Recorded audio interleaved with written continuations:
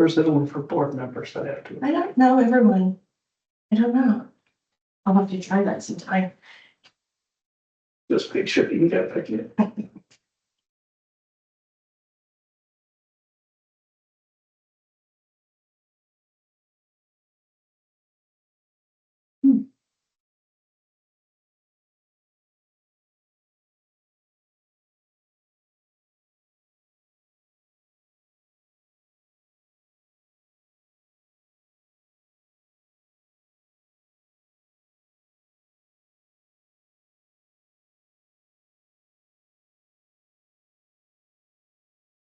So we do have a quorum here, but we are missing a couple.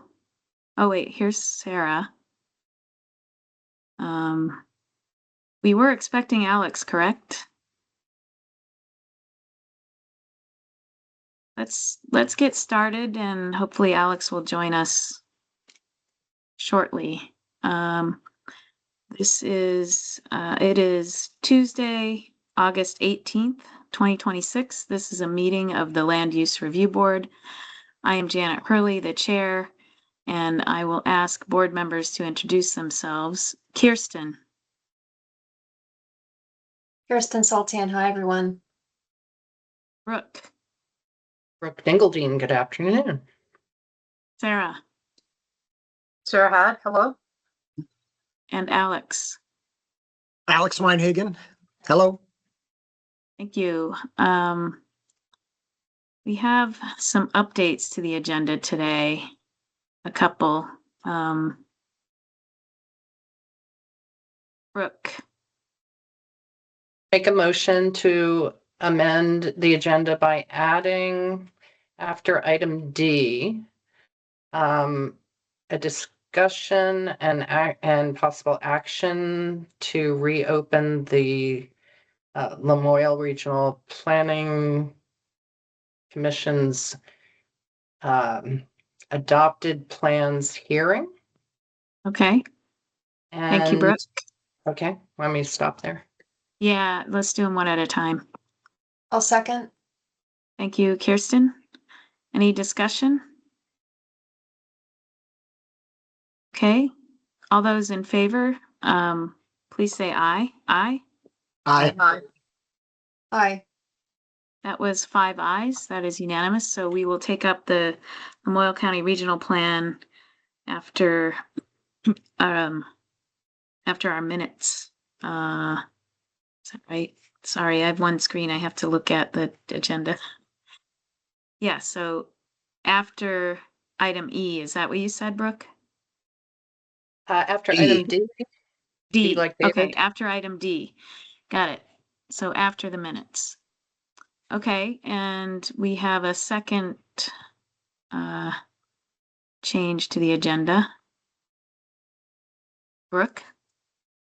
Sure, I'd like to move that we add to item J a discussion and possible action on the pre-application response with regard to mandatory language that was not addressed in the board's pre-application response.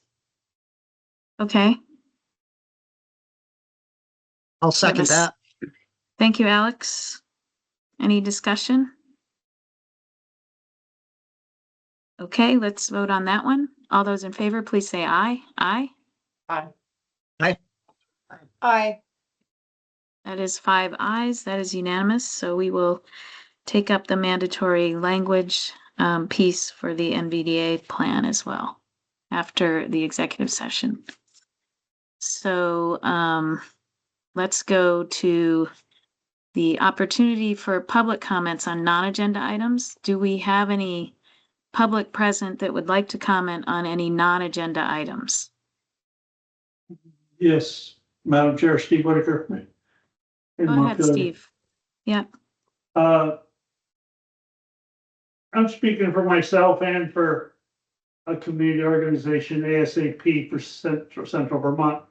Briefly, 2 facts for the record, then the point I actually want the board to hear before it acts further on its guidelines today. The Central Vermont Regional Plan discussion that was on an earlier version of today's agenda isn't on the version now posted with no explanation. On August 10th, I wrote to CVRPC with 3 separate requests: paper copies of the draft regional plan and future land use map set for our own use, completion of the public map set at Kellogg Hubbard Library, and the 4348D1 conformance report. None of the 3 has been answered 8 days later, spanning a statutory deadline the letter itself referenced. Here's why I think that matters beyond itself. Section 1.106A of the guidelines the board is revising today states that a single checklist document, quote, will serve to meet, close quote, 3 separate things the statute requires: the 4302 conformance report, the 4348A compliance showing, and the 4348D1 description of changes to the future land use map. Those are 3 distinct items in the statute joined by commas and the word, quote, and. Guidelines are the board's own tool for administering a statute. They are not a mechanism for redefining what the statute requires. And I don't believe the board intends them to function that way. But on its face, that's what this provision does. I understand why this is tempting. Every regional plan in the state is under pressure to be adopted by December 31, or member municipalities risk their designations lapsing and having to reapply from scratch. That's a real and understandable pressure, but it's exactly the wrong reason to loosen what the statute requires. If avoiding a reapplication process justifies collapsing 3 statutory deliverables into one thin document, the same logic justifies cutting the next requirement and the one after that. I don't think that reasoning has a natural stopping point, and I don't think meeting a deadline is a lawful basis for narrowing a legislative requirement, however sympathetic the underlying pressure is. And the cost of that contortion doesn't fall on the commissions. It falls on the public. Without a genuine criteria-based description of what changed and why, particularly for planned growth areas, which carry a 7-part statutory test and are the gateway to losing Act 250 review entirely, a resident has no practical way to evaluate a proposed designation except by trying to reverse engineer it from a colored map, which is precisely the situation I and our community group has been in for weeks now. I'm submitting a full written memorandum now for the board to review that elaborates on this a little bit more. The history of the provision and why it matters most for planned growth areas. Specifically, I'm asking the board to read that before finalizing any further changes to the guidelines, not after. And in the meantime, treat this docket's own unanswered access request as a live example of exactly the kind of erosion I'm describing, not a separate, smaller problem. Thank you. And the requested actions clarify why the regional plan for Central Vermont discussion was removed from today's agenda and when it will be taken up. And before adopting further changes in the application guidelines, confirm that section 1.106A does not narrow the independent conjunctive requirements of 24 VSA 4348D1 and address the accompanying written memorandum on that provision, and ask CVRPC directly whether and when it will fulfill the 3 distinct August 10th requests, and note the 8-day non-response in the board's pre-application response as relevant to meaningful participation. Thank you. Eve, can you also submit those written comments that you just read to us if it's different from what you just passed to Catherine there? Sure. Thank you. Yep. And thank you. Do we have any other public comment on non-agenda items? None from here. Okay. Let's go to minutes. We have 3 sets of minutes, I believe. Yes. To approve today. I provided some red line editing on those draft minutes to that board and circulated to board members. I don't recall anybody else submitting any. Alex? Yeah, I reviewed your red line edits. I found them to be good edits. I didn't supply any as I was just looking over the minutes today. On the August 3rd minutes, if you want to take these sequentially, it seemed a little awkward on page 4. There were a series of motions made with regard to agenda item E, which was the designation for a tier 1A application board lead.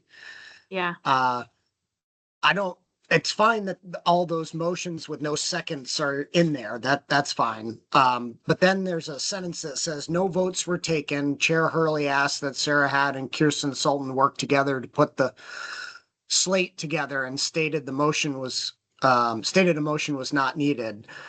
That's fine too. It's the next paragraph that seems awkward. It starts with the board took up its first tier 1A pre-application submitted by Rutland City. After discussion, it seemed to like result in the conclusion that the prior sentence said was going to happen later. So I don't know if there's if you're looking at it, I don't know if you agree that maybe there's some clarification is needed there or not. yeah. I found it awkward too. And I think I had, sorry, I didn't open the red line. Let me see.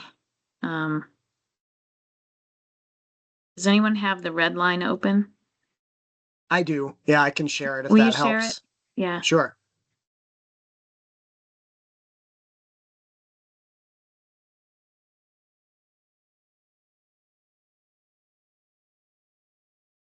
Yeah, I took away all the votes because there were none. But no, so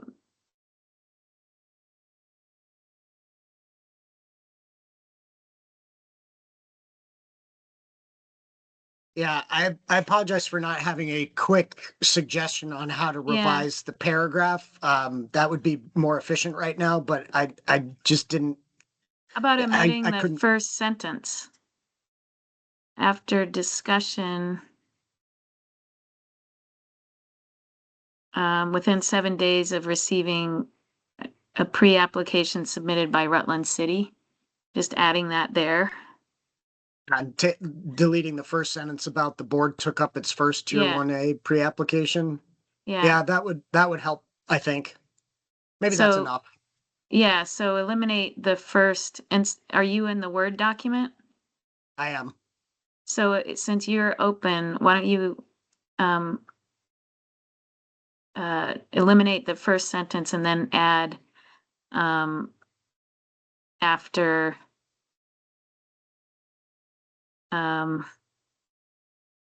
after to designate reviewers for the Rutland City pre-application. Or no, after within 7 days of receiving the Rutland City pre-application.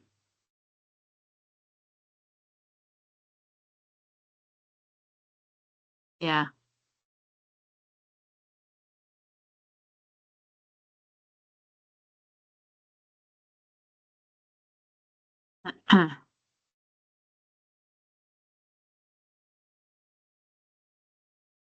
Great. Thanks, Janet. That was, I think, all I had on August 3rd. Okay. Any other board comment on August 3rd?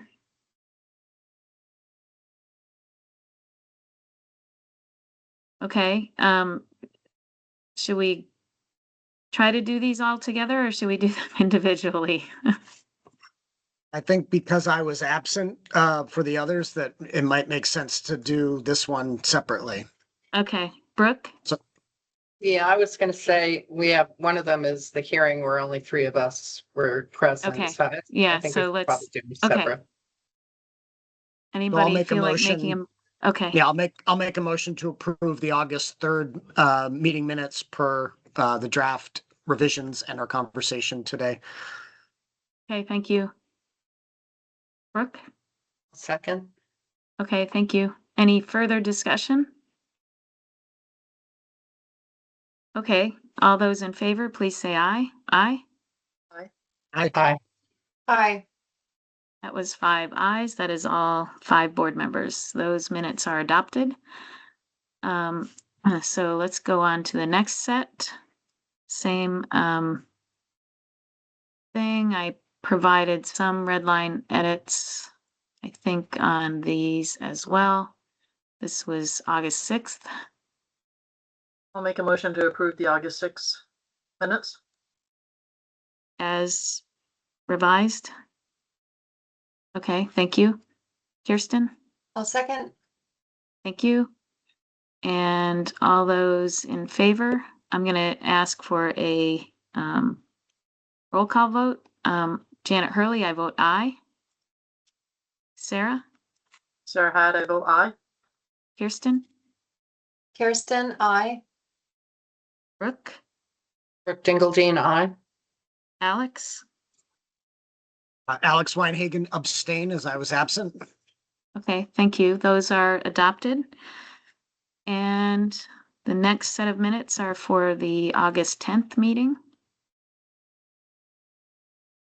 I'll move to approve the August 10th meeting minutes with any changes that were provided.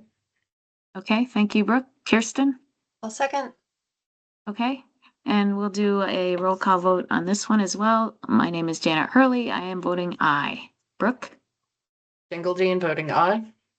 Kirsten? Kirsten, aye. Alex? Alex Weinhagen abstain. Sarah? Sarah Had, abstain. Okie doke. Those are adopted with 3 ayes and 2 abstentions. Okay, next on the agenda, appointment of an additional Tier 1A reviewer for South Burlington. Sarah and Kirsten, do you want to take that up? Sarah? Yes, I'm happy to. There are actually 2 reviewers, and this is for South Burlington, not for Rutland. The first is Adrian Katz, and the second is Stephanie Monahan. Okay. And you're making that motion to add them to the Tier 1A reviewer team? I would move to add Stephanie Monahan and Adrian Katz to the Tier 1A reviewer team for South Burlington. Thank you. Second. Thank you, Alex. Any discussion? Okay, all those in favor, please say aye. Aye. Aye. Aye. Aye. Brooke, I didn't catch your vote. Aye. Okay, that is unanimous. So we have an expanded team to review the Tier 1A application for South Burlington. And now we have the Lamoille County Regional Commission pre-application, I'm sorry, not pre-application, adopted plan hearing issue. Brooke, do you want to explain that? Sure. As we collected our evidence to, and I was drafting the determination, it became apparent that there was an irregularity in terms of additional public posting of the meeting agenda on the website of the Regional Planning Commission, and specifically notice to their member municipalities, which is required in addition to the Land Use Review Board's public notice of that hearing.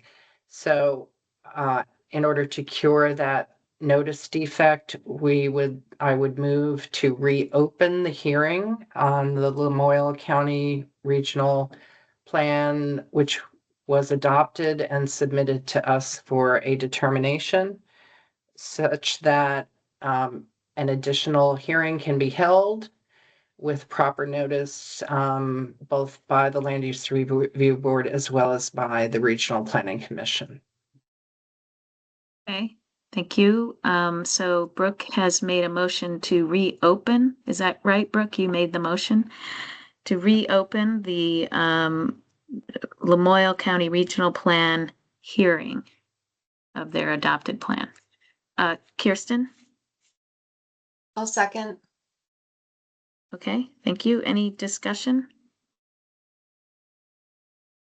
Okay, I will ask for a roll call vote here. Janet Hurley, I vote aye. Brooke? Brooke Dingle-Jean, aye. Kirsten? Kirsten Sultan, I. I see a hand up suddenly in the room. Is that a question about our vote on this matter? No, it's, I was gonna bring up something after the vote. Oh, okay, Sorry. thank you. Sarah Had I'll abstain. and Alex Weinhagen? Alex Weinhagen, I vote aye. Thank you, that passes. So we will issue a new hearing notice for the adopted Lamoille County Plan, Regional Plan. Stay tuned for that. So let's see, next on our agenda is possible action on a carry forward plan. So the board proposed a carry forward plan to the Agency of Administration. Is Rachel with us? The agency got back to us to indicate that we had unexpended funds in another, we had unexpended funds from our carry forward last year, and they would still be available to us for this year's carry forward. And so even though we were denied the request last year. So I think Rachel can explain this more cogently than I, but oh, I'm sorry, Catherine, you had something first, right? Yes, I just wanted to, bring to your attention that we do have, some guests that are from, Central Vermont Regional Planning Commission. And didn't know if you wanted to advise them of the agenda for today. Okay, so you mean in terms of the board not taking up a pre-application response today? Correct. Yeah. Yes. So- Yes. Yeah, so I guess I'm confused because it's not on our agenda and our agenda was posted. It was on the prior agenda that was posted last week, Madam Chair, this is Steve Whitaker. There's two agendas for today's meeting and they aren't the same. And that's why I raised that in my comments. Janet, So this is there's- Sarah. Yeah, I would like to continue on with the agenda item that we're on, and then perhaps we can yeah, deviate, come but back, let's circle wrap back. the issue that we're on right now. Thank you. Yeah. So, okay, so Rachel, can you give an explanation of this carry forward Yes. money that we now need to include in our carry forward plan as an amendment to our original carry forward request? Happy to. For the record, Rachel Monaco, I'm the business director for the Land Use Review Board, and we are on item number F in our current August 18th agenda. So in July, the board evaluated and proposed a carry forward plan to the Agency of Administration for unexpended general fund revenue from the prior fiscal year into the current fiscal year. We've been in communication with the Agency of Administration and Finance and Management, and there are additional revenue sources that we did not think that we had access to, but we in fact do. And the decision in front of the board is to make a decision on what to do with this additional unexpended revenue from last fiscal year and whether to carry it forward to fiscal year 27. And if you want to carry it forward, for what express purpose that would be. The total sum is $67,652. So I'll stop there and let you Okay, go. thank you, Rachel. Do board members have any questions before discussing how to deal with this 67,400, what? 652. Oh, $652. So, no questions? Yeah, Alex? I guess I just need one more time, Rachel. This is 60 some odd $1,000 from We last carried it. year.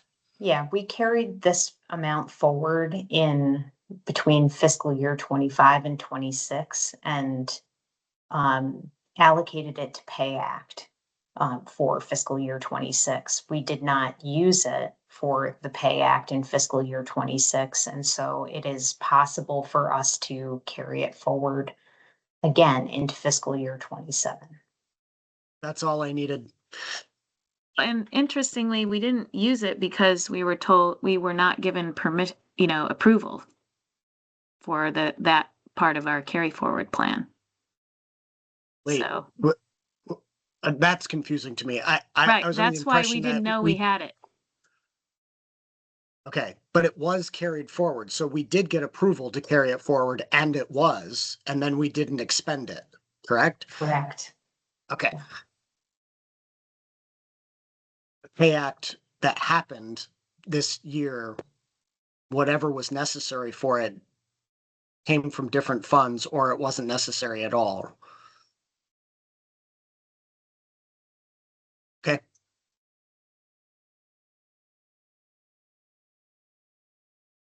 So, so the board needs to decide today how to carry forward that sum. And, go ahead, Kirsten. Well, so the board has already had a recent discussion about use of current fiscal year carry forward funds. And that discussion has included returning a certain amount to the state general fund. And unless there's newly identified anticipated expenditures that have, become known between our recent carry forward discussion and today, it seems that perhaps we would just do the That's- same, like, That's one Yeah. option. Another Yeah. option is to use it for Pay Act. Put it toward Pay Act. So we also put a sum toward Pay Act in our carry forward plan. And this was money that we asked to put toward Pay Act last time and were not approved for that. And maybe we can ask for that again to go toward Pay Act. Alex. Yeah, I think we should not seek to carry forward this additional 60 some odd thousand. Like Kirsten said, I think we have some idea of our carry forward proposal not including this, and I'm happy with that. I don't think we need to worry about this. I'd prefer to not request that we carry forward this additional amount. It is from like the last carry forward. I don't know what to me, it seems awkward to carry forward monies that you already carried forward. I think it needs to end somewhere, and it should end now.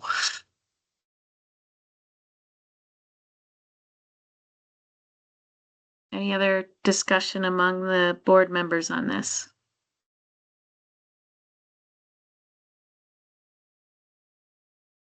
I'll just add that we proposed carrying forward money for Pay Act this year to cover any anticipated increase in pay grade for the RFR that's outstanding. And the amount that we put toward that for carry forward would not necessarily cover the entire amount that we may need to put out if the RFR results in the requested pay grade increase. Brooke. As you all know, I was a big proponent of returning, I think it was 60 some odd thousand to the state, to the taxpayers. However, knowing that if we are not fully covered on the Pay Act request, I see no harm in asking that it be put towards that. If that does not occur, it would go back to the state in any event, is my understanding. So I would move that we put it towards Pay Act. I think it's kind of an issue of Peter or Paul, but it would provide the opportunity to utilize already identified funds for an obligation that we may have to cover. And then if that's not approved, the taxpayers will benefit with the return of the money. Kirsten? Janet, thank you for the explanation. And hearing that, I am fine with doing as Brooke suggests. Would you like to second Brooke's motion? Sure, I'll second that. Okay. Any further discussion? Okay. Pete? Sorry, I got unmute. For what it's worth, I think the district coordinator positions are very valuable to the program, and if we've got this potential for utilizing that money towards those positions in this way, like I think that we should do so. It was very challenging to procure and get the permanent positions, and I wouldn't want to jeopardize all of that previous work for not having the money, especially if it is potentially available through this. So just wanted to put my 2 cents in there on that topic. Yeah, well, since Pete spoke up, I feel like I need to now, so I'm going to vote no, and that's fine.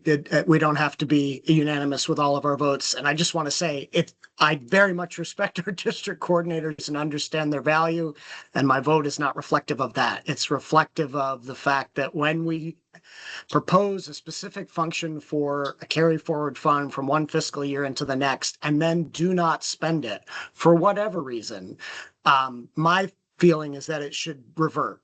And we should Alex, make a different argument at that next juncture.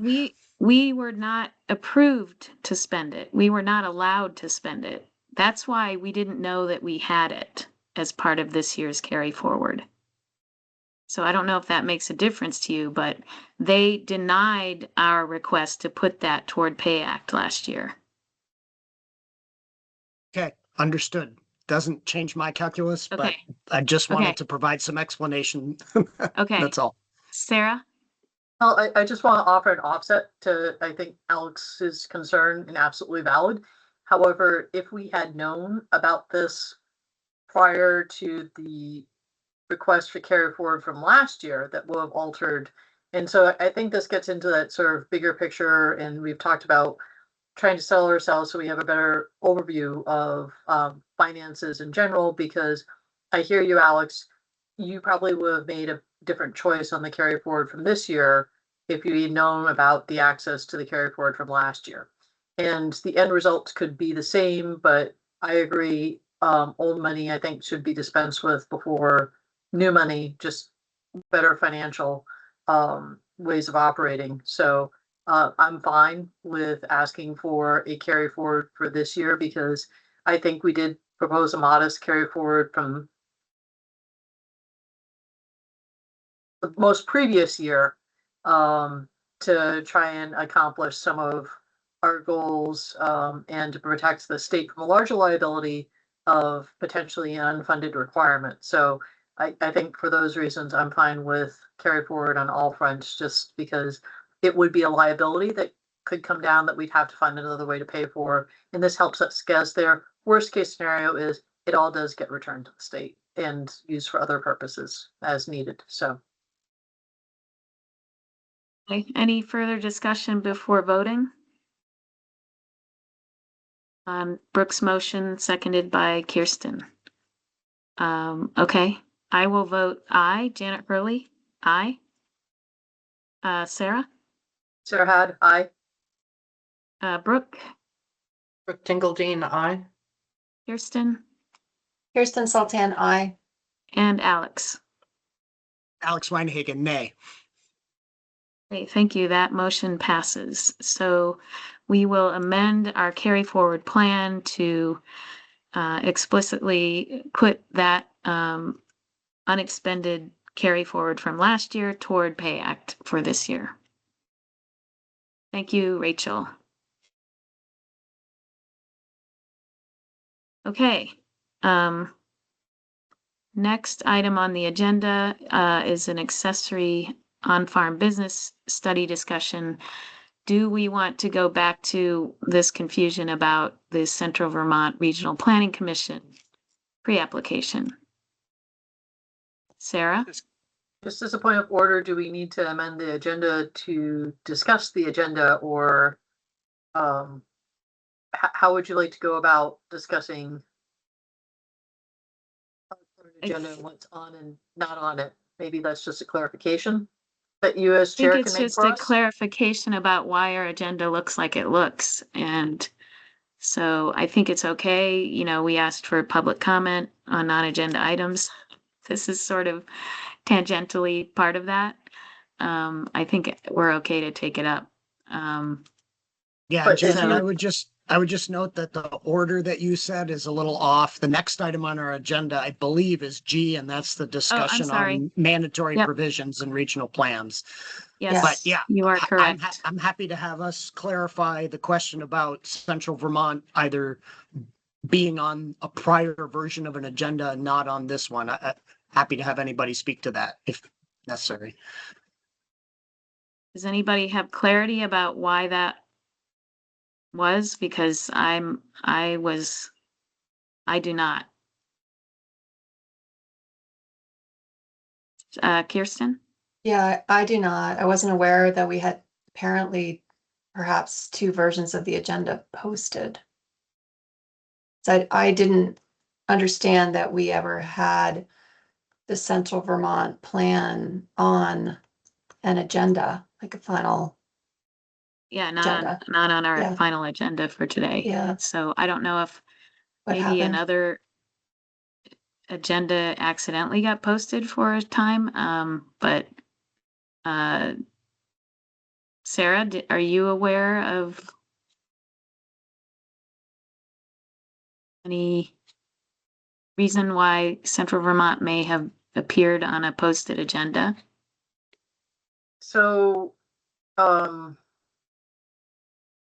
just looking at, I think that looks like Brooke forwarded around what was sent in terms of two different agendas. Yeah, I just forwarded you an email from Mr. Whitaker. He was kind enough to email both versions that he had downloaded, I guess. And I will. Go ahead. I was just gonna say, originally I was planning to try to get the first conversation with the board at this meeting, but with other obligations and not quite where I needed to be with the pre-application response draft. We removed it from the agenda. I was not aware that we posted the agenda before that was removed. So Right. if there's an irregularity in terms of following the agenda at this point, I would make a motion that we revise the agenda to remove a conversation about Central Vermont Regional Plan pre-application response.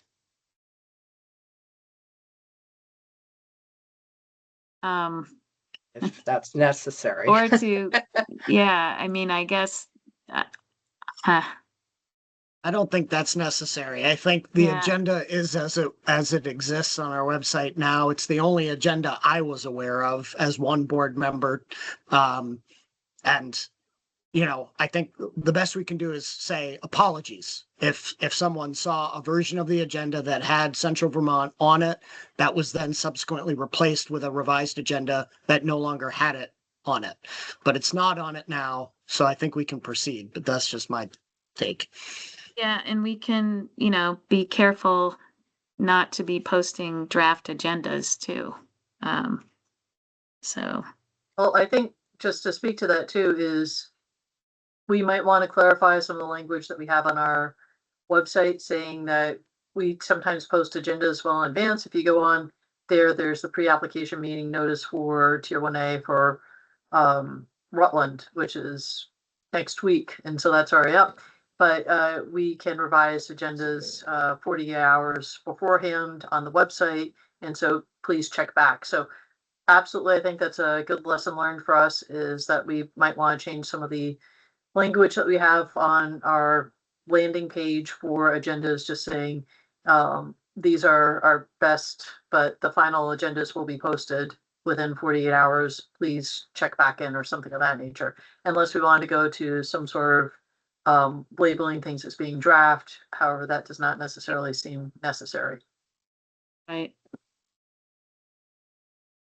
Okay, I guess the clarification is that the Central Vermont Regional Planning Commission pre-application response is not on the board agenda for today. So, the next item is the discussion and possible action on the Regional Planning Commission application guidelines. So, do I have the red line version? I do not have it open. Let's see. Oh, yes, I do. Okay. Shall I share screen for this? That would be great. Please. Oh, wait a minute. Those are minutes. Sorry. I thought I had, oh, here it is. Oh, it's because it has that, Thomas pointed this out, Thomas Weiss. The tab refers to this as a March 2nd, 2007 document. And I'm working with staff to figure that out, Mr. Weiss, and to figure out if we can correct that. That happens occasionally when we post PDFs. It will somehow revert to some previous date for a file name when on the link. The file name is not that. The PDF is not called that. And I'm not sure why that occurs, but in any case. I can tell you why. It's Okay, go a ahead. function of Word, and if you go into under File and then Info and Document Properties, is you not only need to title something as like what you're saving it as, but there's a descriptor on it too. And if that's already pre-filled in with something from a previous document, and a lot of what we do is template work from guidelines, you have to go in and change that there as well. I'm happy to walk any board member through it, but that's the culprit. Okay, so we will look for fixing that in the future. Thank you for pointing it out, Thomas. Well, welcome. So I will share screen. And if I share screen, I won't be able to see people. So if maybe Sarah, could you just sort of take charge of calling on people? Sure. Okay. Okay. So these changes are primarily, well, there are two categories here. One was to add standards of review for meaningful participation, for mandatory language in plans, and for environmental justice benefits and burdens analyses. So this draft was provided ahead of time. It was posted on the website, and I welcome board input on these proposed language changes for this section on standards. I also have some input from one of our VAPTA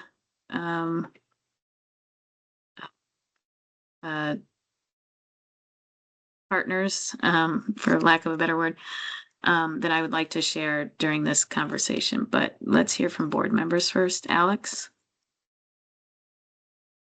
Yeah, I'd like us to take it one section at a time so as not to sort of lose the discussion thread. So I'd like to start with the meaningful participation section that's been added. And I think this is largely good. But I did have concerns about the last phrase in the second paragraph, which after a semicolon reads, evidence that community input was considered and incorporated into the regional plan, and if not incorporated, how feedback and education was provided to the public to explain that decision. I think that consideration and incorporation are definitely two different things. And I don't think we should be compelling the regional commissions to incorporate all community input. And which this doesn't specifically do that, but then it goes on to say, if you don't incorporate every bit of community input, then you need to provide us evidence of feedback, of how feedback and education was provided to the public to explain a decision not to include that community input. I have concerns about that. I think we're holding the RPCs to a standard that isn't realistic. As a former municipal planner, when we at the town level worked on a town plan, we could get volumes of feedback and community input on a wide variety of pieces of the plan, some of which was actionable, some of which really wasn't. And to sort of require the RPCs to either incorporate every scrap of that or to defend why they didn't and provide some education piece, I think goes beyond our charge. So as I said, I think most of this meaningful participation is great. I'm just concerned about that last portion, as I think it's a bit much. Thank you, Alex. Brooke? Yeah, I appreciate Alex's point on that, because he's right. It's like, do you need to have a laundry list of every single comment and then respond to every single comment? But I did like the notion of the language because, at least with one of the regional plans, what we have heard is that the member municipalities may not have even gotten the information distributed on a regional plan, or you know, the efforts to do work groups with individual citizens as well as member municipalities may not have been as robust as or people were not allowed to speak at meetings and that kind of thing. So I think the idea of ensuring that the citizenry is heard, that this isn't just limited to, you know, one person from each municipality going and voting on, you know, a plan kind of notion. I think it is important because we have seen many, many people and municipalities speak up right now and say, not only were we not heard, or, you know, our input was not incorporated, we weren't even heard. And so I think, I don't know how to wordsmith it differently, but I think it's very important to ensure that meaningful is meaningful and it's not just say something and then we blow it off and ignore you kind of idea. Go ahead, Alex. So one specific suggestion, now that I'm looking at it again, the portion that I'm concerned about is at the end of that second paragraph, but it kind of is part of a run-on sentence. Like, the sentence begins with evidence of adequate working sessions may include, but is not limited to. And then it goes on from there. And this portion that I'm concerned about is after a semicolon, but it's still part of the same sentence. Maybe there's a way to separate those two thoughts of like what evidence of an adequate working session may include, and Yeah. then end the sentence and begin another one that achieves what Brooke is talking about without the specificity that I'm worried about. Because I agree with Brooke that it would be good to have an expectation that some evidence of community input, or at least the opportunity for community members to provide that input, was affected. But I don't, this reads to me like we want a responsiveness summary, as if you were in a rulemaking situation where you literally have to have a spreadsheet and have every comment detailed and how you responded to it. And I don't want that for this process. I don't want RPCs to be doing responsiveness summaries. I don't think that's what we need to say here. But we can say something, and I think Brooke's right. We should. I'm just not quite sure what the wording is once we break the sentence apart. So yeah, we can break the sentence at the semicolon, Alex, and everything in front of that semicolon you think is acceptable as a sentence, evidence.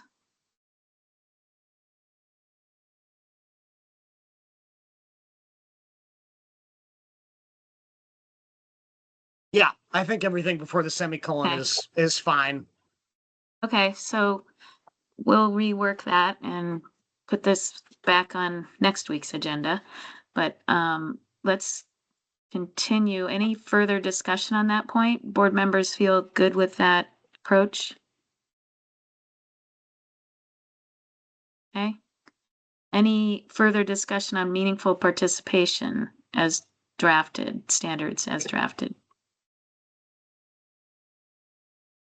Is Kirsten still with us? I can't see her on my screen. Yeah, Oh, Kirsten. I'm still here.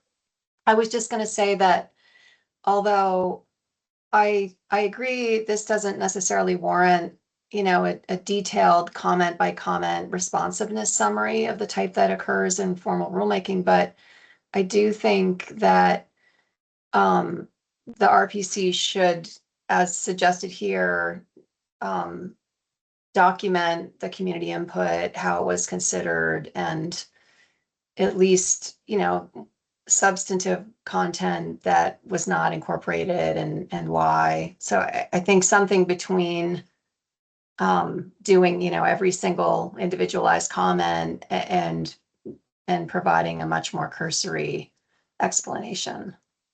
So, Okay, thanks. yeah, thank you for contemplating rewording it, and sounds like bringing it back sounds good.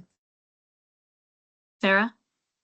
So I would agree. I think under summarize, I think that last sentence could refer to summarize comments. And I agree with what Alex was saying in terms of let's look to rulemaking.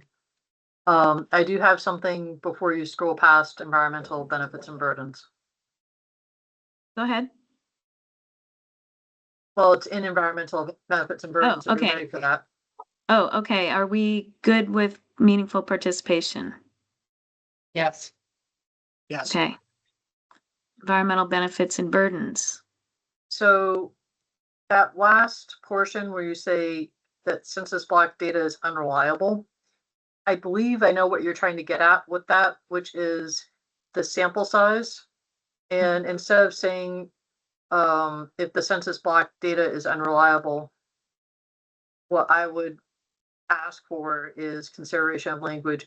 If the sample size for census blocks is insufficient. Because you're really getting a sampling issue and not, it's not Is it that the always a census, sampling issue? Because sometimes it might be that the census block is just too big to distinguish. exactly, and so it's that Yeah. sample size, right? So if you're out of 100,000 people, your sample size is 1 and your margin of error is plus or minus 1. I think what you're getting at is problem where Still sample size. yeah. Okay. Okay, sure. We can revise that accordingly as well. Kirsten. I just wanted to touch on item in the environmental benefits and burdens language that gave me a little bit of pause, and I'm not sure what's, the maybe perhaps improved wording, but RPCs should demonstrate. When I went back to the statutory language, it does include a shall. In addition, this chapter shall be used to further the following specific goals. And this one is, I think, 15. So I kind of, I think where we're using may, should, it's less mandatory. And I think it should be clear that this is a requirement. So I'm not sure if it makes sense to reword it, but interested if others have thoughts. Alex? So I have a different comment, but to speak to Kirsten's suggestion, I'm not sure that I care so much whether it should or shall in the opening 2 words of this section. I feel like this is a guidance document, so it's not going to overrule statute. And if the statutory provision is a obligatory shall, then maybe it doesn't matter what this says, but I'd be happy to change it to shall, just to speak to Kirsten's question. Well, I think we would use the word must here rather than shall. Sort of an accessibility issue for guidelines, but yeah. That would work for me too, if it's all right with Kirsten. Yeah, I think where we're referring to this statutory obligation, I think that is a must make that demonstration. The more expansive qualifiers on how you do that, they're more suggestive and could be more guidance, right? Like you should include a spatial analysis. I mean, I'm very comfortable with the should there because the statute doesn't explicitly prescribe that must be included. So I have a different item related to the last sentence, and it's a little nitpicky, sorry, but the way that sentence reads, if census block data is unreliable, consider alternatives that could better reveal where environmental justice focused populations may reside in the region. I think that alternatives are about where disproportionate impacts to those populations may be, not where those populations are. And I think there are many alternatives to being able to identify where those disproportionate impacts could be occurring that may not have anything to do with a spatial representation on a map somewhere. So I just thought we could broaden this sentence to get after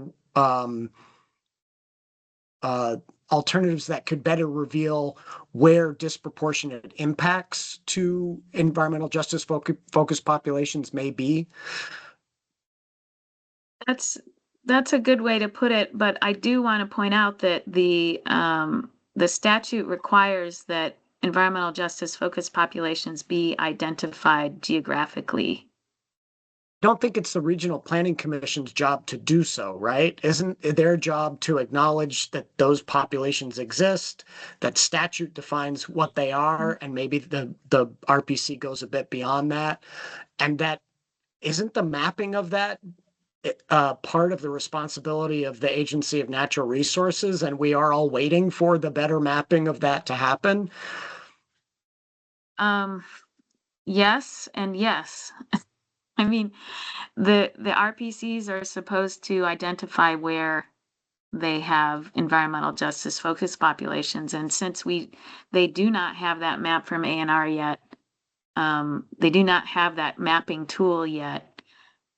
They need to do something different, and the statute's pretty clear about how to use census blocks and what percentages of various communities, what percentage, non-English speaking, or what percentage non-white, or what percentage low income needs to be identified as an environmental justice focused population geographically by census block. So I'm okay with the wording that you just gave, Alex, but the statute does require them to do mapping of environmental justice focused populations, or at least identify where they are based Right. on census block and the way that they are defined in our statute. Right, and all I'm saying is if they determine that that methodology is unreliable, then what I want them to focus on is not where those populations exist in the region using a different, rubric or mechanism, but rather where are the disproportionate impacts to those populations in the region, and How would they acknowledging do that that without noting where they are? Good question. I think that through discussions with groups that serve those populations, there could be identification of disproportionate impacts and where those disproportionate impacts are likely to occur that are not, not readily mappable. Not something that, is a GIS mapping layer, Yeah. that can easily be, utilized. Yeah. So I just want them to have the full range of alternatives and not have it be just like, you need to do a better way of determining where these populations exist. Even Yeah. if like you can't do it physically, it's an impossibility, but just give them the opportunity to talk about the disproportionate impacts and where those are located. And Yeah. Yeah. I think our regional planning commissions have kind of done both. They do the mapping as it's described in statute, and then they say, but that's not very helpful. And so here's where we see disproportionate impacts. So they're sort of doing that anyway as a workaround, but I hear you, and I am happy to revise this accordingly. I may reach out to you again afterward. Brooke. This is really nitpicky, but could we replace the word reveal in that sentence and substitute identify or describe? I just Sure. I don't like that word. Yeah, Seems a little we can bit do that. creepy. Okay, any more on environmental benefits and burdens?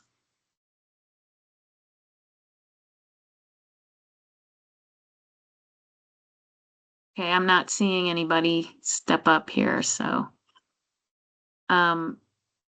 Let's move on to mandatory language. And just, I guess, to start, well, let's have the board start, but I do want to point out that I got some feedback from Catherine Dimitrick that I would like to share. Alex? Okay, so in the first paragraph, it sort of lays out a 4-part test or analysis, what the RPC must demonstrate if it contains mandatory language. Just to be very clear, I would like to exclude number 1. And I think number 4 is not related to mandatory language. Like, I think we've conflated an issue that we would like to put in the guidance with regard to substantial regional impact and how RPCs are defining that with the issue of mandatory language. To me, substantial regional impact is a required element of every single regional plan. It must be in there. It's not optional. And I think the issue that we would like to advise RPCs on is ensuring that their definition of substantial regional impact, in fact, does identify regional impacts and not purely Municipal. local or municipal impacts. And Yeah. that's not about mandatory language. And so I don't think it belongs under D. I think it's a separate E or something, on substantial regional impacts.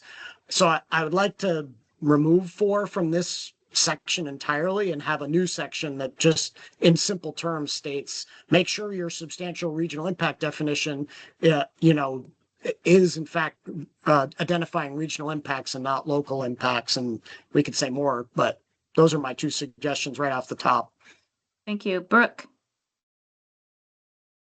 Well, I'm going to differ from Alex. I think number one is incredibly important because it's a threshold issue. It's whether or not this RPC has the authority in the first instance under their bylaws, and they're not acting ultra vires, which means beyond their authority. And so I think their bylaws are critical in terms of establishing whether or not they have the right to exercise this level of authority within the regional plan. So I would wager that there's not a regional planning commission in the state with bylaws that address this.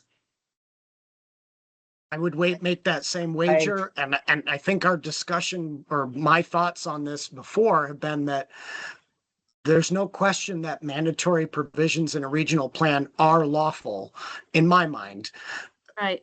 Regardless of what a bylaw says, it's the degree to which those mandatory provisions sort of are inconsistent with statutory provisions that guide regional plans, 4302 and such, and potential inconsistencies with member municipal plans and adjacent regions. That is more the crux of this issue than a sort of threshold question of whether they even have the legal right to include them. I think they do. That's just my perspective. I understand, the legal argument that a bylaw needs to give them that right, but I don't agree with that. I understand that this language has come from our legal staff, and I do not want to second guess them on this. I think that Two Rivers bylaws has this kind of provision, so I think you might lose your bet. But to me, if they haven't authorized themselves to provide this kind of language in a regional plan, then they have no business doing it. It has to be within the grant of authority of the organization. Because what I do is I go back to the whole statute on regional plan, which is supposed to be a guidance document. It's supposed to be aspirational. That's how it all began. And it was only through Act 250 and the Public Utility Commission's orderly development criteria that language was important from a mandatory standpoint in order to establish a clear written community standard under Criterion 8, or a regulatory provision or a provision that was used in a regulatory proceeding, so that it had to be expressed as not aspirational, but as, this is the ridge line because it's regionally significant that deserves protection from development, for example. So I appreciate Alex's point about it, but even number 4, that's like the end of the 4 factors that have to be examined to determine whether or not it's appropriate. And has it been well defined in a way that then gives our district commission the ability to look at a regional plan and make a determination whether something is in fact regionally significant, because ultimately it is their decision or the appellate court's decision whether or not something is regionally significant. Thank you, Brooke. Sarah. So a couple things. I agree that one should be in there because RPC could, even if they don't right now, amend their bylaws and put the language in. It's a function of the RPCs and that they could work with their board and who are all appointees from member municipalities to have this conversation and say, nope, this is something we want or we don't want. So I think that's the first important, that's the gateway. I think there are a few things missing in this whole structure that sort of struck me that I just want to share because I think this might help frame things out for the board. I think the first thing is RPC must demonstrate to the board. So who are they demonstrating to? They're demonstrating to us as part of the review process. And then the second thing is, it might behoove us to have a definition of what is mandatory language. It could be a Black's Law definition, but I think that would help make it a little bit clearer about how we're applying it here, is just defining what we are considering mandatory language in the definition section, perhaps.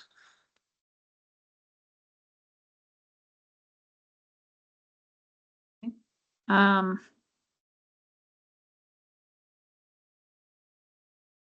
so, what else, Sarah, you suggested that there's something missing here. So if a regional plan contains mandatory language, the RPC must demonstrate to the board and then colon. But I think separate from that is we have a definition section, we might want to define what mandatory language is.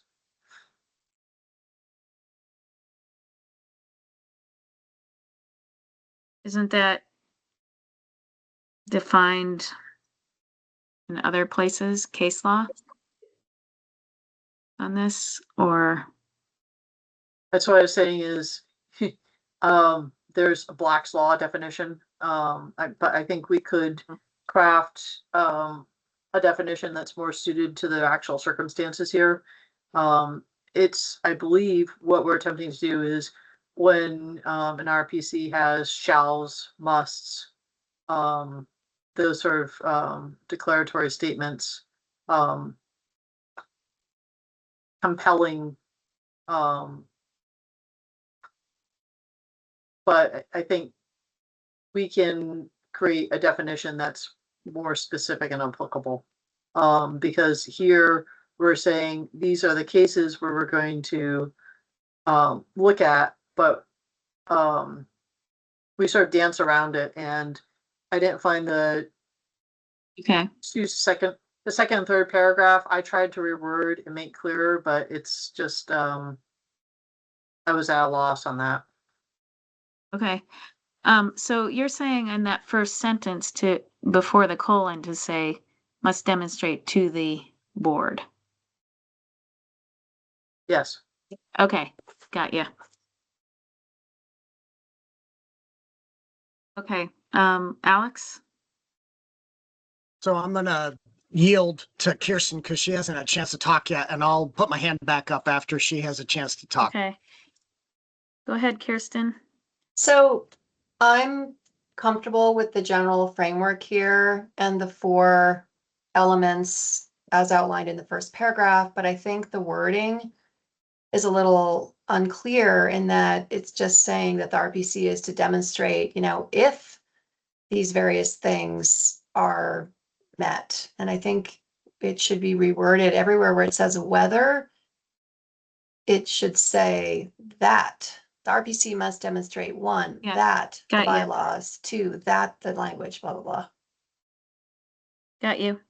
Yeah, and Thank I kind of want to think about developing a definition for mandatory language. I'm not sure if I like that or not. So, but thanks for the suggestion, Sarah. I'll think upon it. Okay, Alex. So, as you probably all know, I'm happy to agree to disagree about things. We all come with different perspectives. But I am concerned that we are in the process of approving all 11 regional plans across the state. And that process concludes at the end of this year. So it's not like a forever thing. It's just like for the next few months, we're going to wrap this up and every single region is going to have a regional plan, hopefully approved. We'll see what happens. And it's concerning to me that we have already given our affirmative determination on 3 that contain mandatory language that we did not ask for, and in some cases those RPCs may not be satisfying these criteria that we are creating for the rest of the RPCs that have not yet finalized their first pass through this process.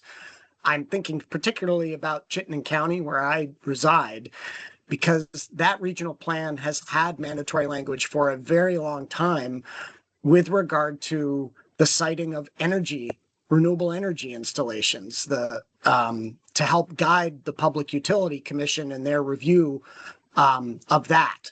And specifically, the plan talks about thou shalt not locate such things in these particular resource areas. These are what they call known constraint areas. And then there are areas where you must minimize. And so that's just one example, but it's the one that popped into my head. And that regional plan has already gotten an affirmative determination by us without checking whether their bylaws gave them the legal authority to have those provisions. And I recognize that the Public Service Department is the principal sort of entity looking at the energy chapters of these plans, even though we are as well. But this is part of my concern about having the bylaw provision be a bright line test for RPCs. Because I feel like some of the RPCs that have already come before us may not meet that test, and yet we've already passed judgment on their first plan. So I think I would, again, agree to disagree, but I would prefer if we did not include number one in this analysis that we're doing, at least not at this time. Thank you, Alex. Brooke? Yeah, I was just going to mention that particular example is not within our jurisdiction. It is strictly in the jurisdiction for renewable energy projects on enhanced energy plans for the Public Service Department. And I do appreciate that, but on the other hand, that was why I went back to the regional plans that we have already dealt with to see if there was any mandatory language that was of concern. And Chittenden in particular, I did not see anything that gave me pause for concern. I do appreciate the notion that this may be a bit of a different standard, but it's really, for example, in the Two Rivers bylaws, it's section 3.4, it just very simply states that in regional planning, what they have the right to do in terms of preparing and adopting a regional plan in accordance with the very section that the 4345 section. And this is not like we're creating law and now imposing it on people. If we were unaware of this or didn't have it in our guidance and we're not looking at it from this lens, that is no reason to not do it now, because I think it still is incumbent. And that's why I took the time to go back over the plans that we were in the process of approving the adopted plans for, and why I wanted to have a discussion today about NVDA, to make sure that the law was being complied with. So maybe not all the regional planning commissions have this in their bylaws, and maybe they should get an amendment to their bylaws to make sure that they have the authority and have exercised that authority under the statutory provision to establish what they need to do to have that power.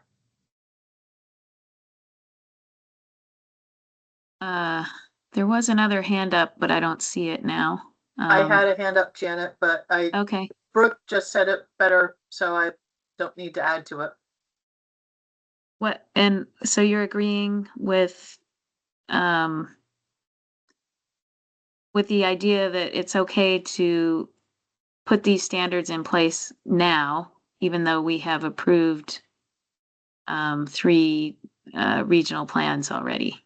Is that what you're agreeing with? And specifically, I think Brooke spoke to CCRPC, and we revisited the energy requirements when we were discussing NVDA and what the rights are under and confirmed energy plan. They're a little bit different. So I think that was an important distinction to make. And what I'd say is, if you're reading these 4 and say, if a regional plan contains mandatory language, the RPC must demonstrate it's almost sequentially, I don't know if this helps, Alex, but if you have within your RPC language, bylaws, this authority, that's sort of a first part to step through. And so I don't think that there's any harm in including it, because I think that is an important thing of, if you have in your bylaws, fantastic.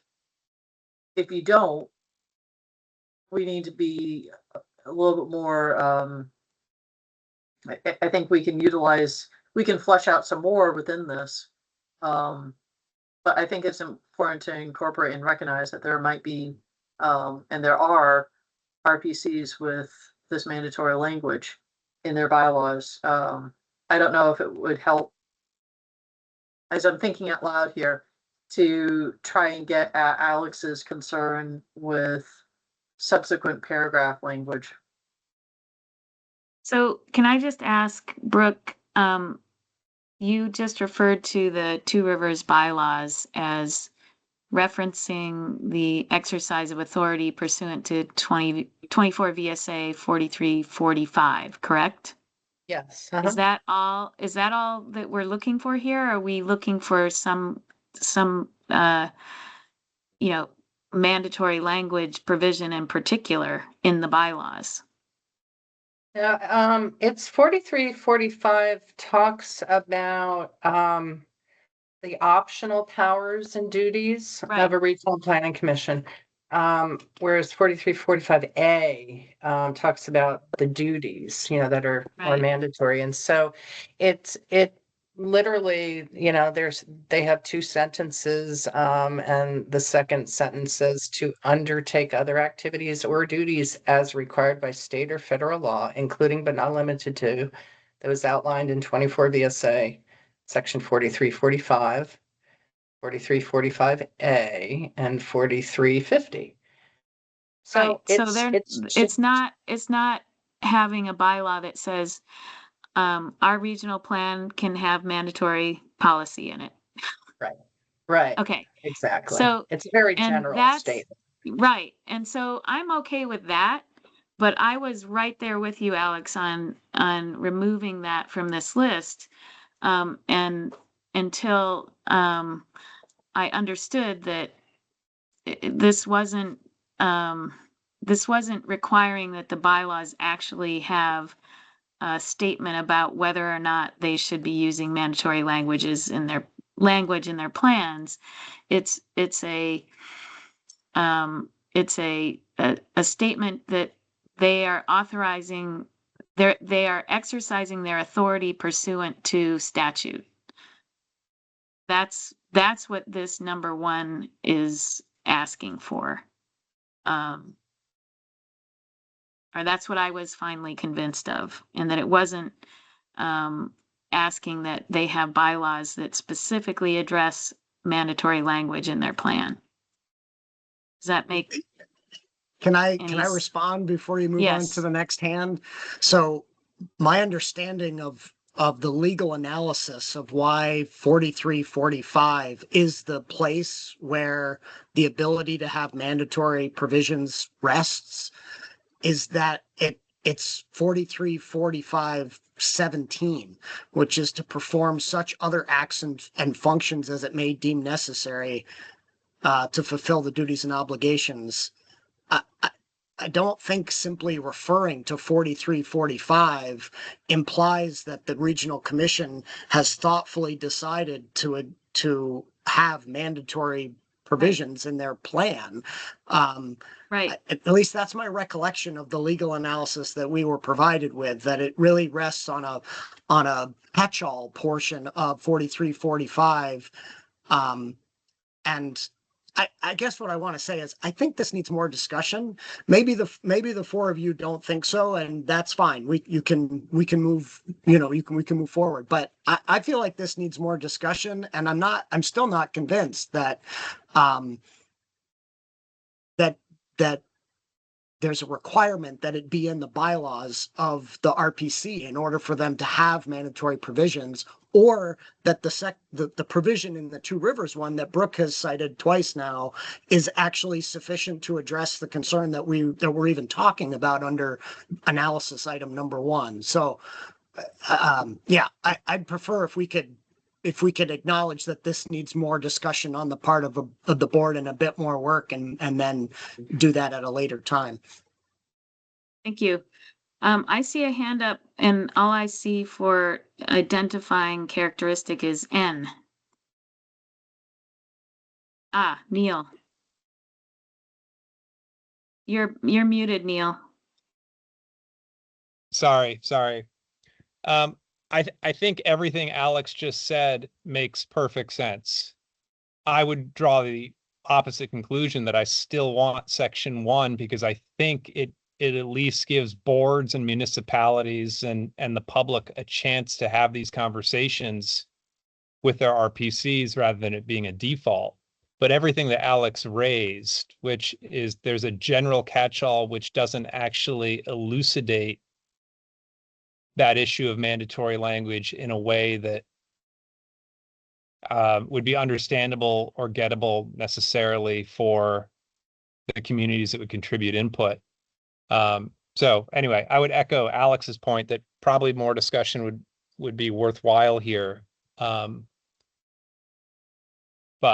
to the extent that you guys can force these conversations, it beats the kind of impotent complaints to the RPC or the impotent complaints to you that you guys are getting reams of right now. Perhaps it can be a discussion that boards of these various RPCs end up voting on, and it's settled. Thank you. So we are 10 minutes over on this. I agree with Alex. I think this needs more work before we make a decision on it.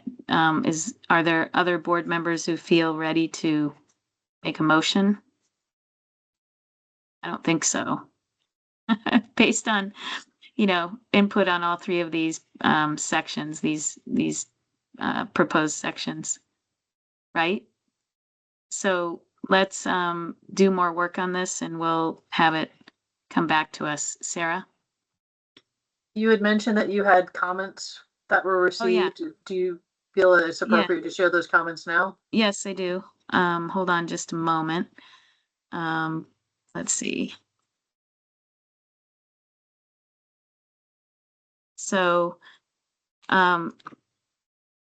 Catherine Dimitrick from the Northwest Regional Planning Commission, she thinks the added specificity for meaningful participation in environmental benefits and burdens will be helpful. Here's some quick questions, comments on the mandatory language.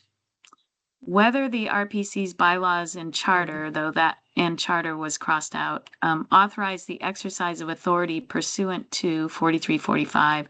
I am not sure the ability to include mandatory regional plan language is in any RPC bylaws, and I can't see anything in 4345 that would suggest it would need to be. It seems like this is adding a new requirement by the LURB to amend RPC bylaws. And whether the regional plan adequately provides substantial regional impact criteria. It is unclear to Catherine why this is in the mandatory language section, as it is one of the statutory requirements for regional plans. How will adequate be judged? And lastly, if the regional plan contains mandatory language, it is expected that the RPC will provide sufficient information so that the board can conduct the 4-step analysis above. She says, I am not sure I would know how to answer this request by the board. To meet tests 2 and 3, RPCs already provide an overall analysis. Will this analysis now be expected for each mandatory policy? Is there an idea of what sufficient information means? Those are Catherine's off the top of her head comments after reading this morning, and she indicated she could not be present today. So, okay. So we will be taking this up again. Brooke?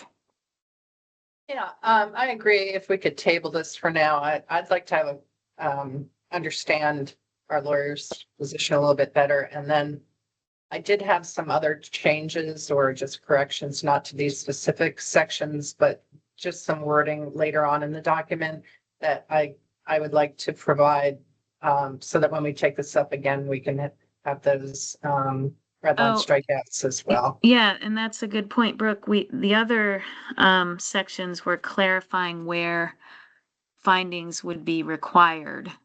And so there were some revisions to those sections to clarify that. And we didn't get to that today, but we'll get to it next time, hopefully. Thank you. Sure. Um, And actually, Janet, we're actually an hour and 15 minutes behind, not just 15 minutes behind the agenda.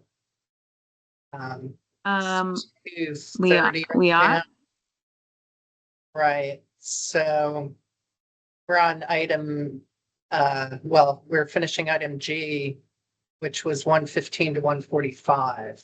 Oh, accessory on farm. Yes, got it. I keep Right. missing that one. Okay, So are correct. I'm happy to, I have a PowerPoint presentation, but I'm happy to hold off on that. But I don't know if we have time next week for it on our agenda. this is AOFB. What's your time frame for the public input that you're looking for on the AOFB studying? So we're having our first stakeholder meeting next Wednesday. And I anticipate it'll be just more of an introductory.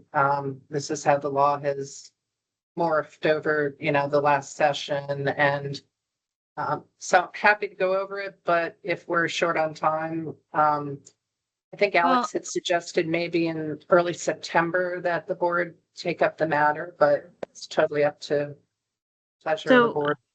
I mean, we're only short on time because we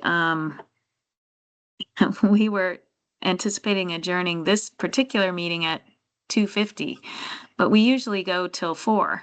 So I'm fine with having Brooke spend half an hour on AOFB right now if others are.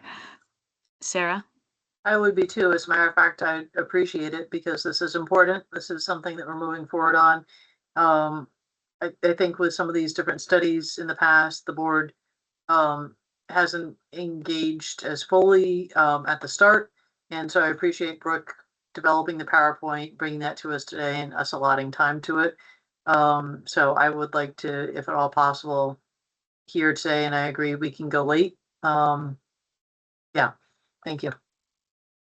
Yeah, I mean, even if we, it's 2:30 and we have left half an hour for the AOFB study discussion, and then half an hour for executive session, and then we have our NVDA matter to attend to. I think we have time. We could go another hour, and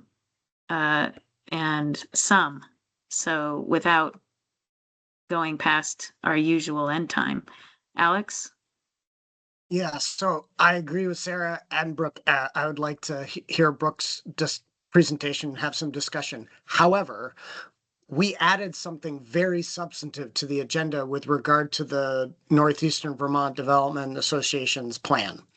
It's not going to take 5 minutes. It's going to take substantially longer than that. And I made sure to invite them and told them it would be taken up at 2:45 approximately, along with the request for the site visit that is the item that is on the published agenda. So I would appreciate it if we could actually modify the order and do executive session now,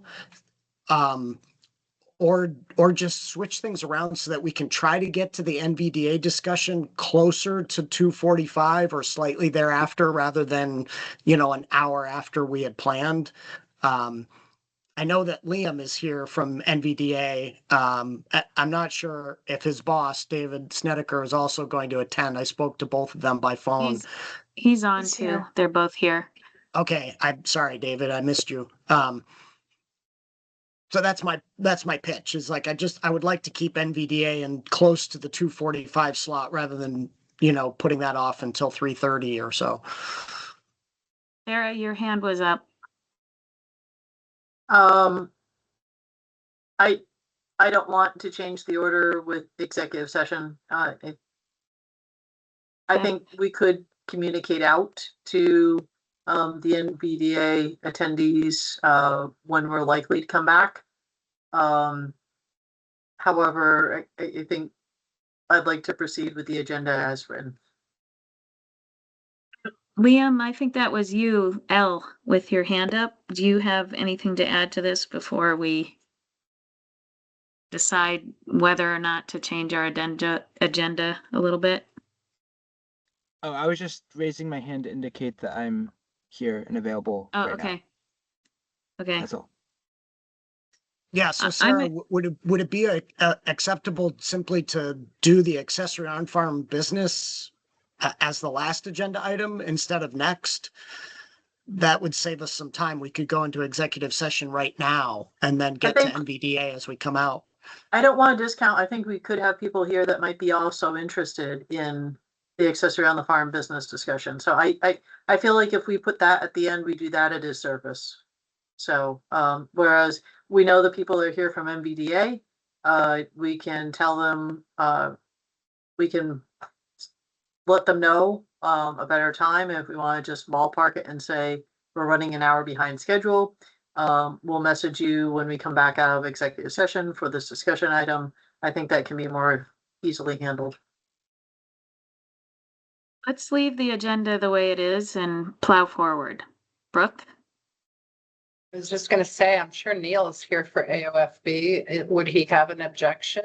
Was he planning on staying the whole time? I can answer that. That's why I did pop in, and I don't care. Do what you guys want. I would like to just move forward now instead of discussing this any further. So Brooke, can you go ahead with your AOFB study presentation? Okay. Okay, can you see my beautiful picture? Yes, we can see it. Great. Well, this is the Brooke, do you want to slate- hit, why don't you hit the slide presentation mode? It'll increase so down in the lower right, there's a presentation mode. Keep going to the right, one more, right there. Click on that.